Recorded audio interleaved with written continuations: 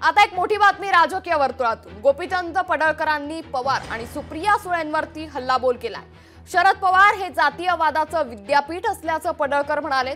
सुप्रिया सुळे लहानपणापासूनच वडिलांकडून जातीयवाद शिकल्या।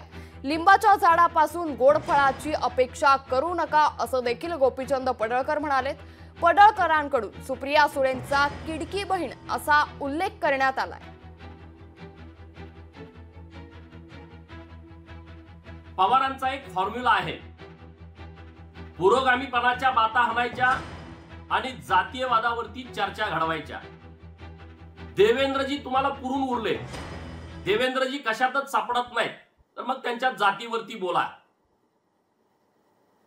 लहानपणापासून शरद पवारांच्याकडून ज्या सुप्रिया सुळे शिकल्या, शरद पवार हे जातीयवादाचं विद्यापीठ आहे आणि त्यामुळं लिंबाच्या झाडाकडून गोड फळाची अपेक्षा करणं गैर आहे।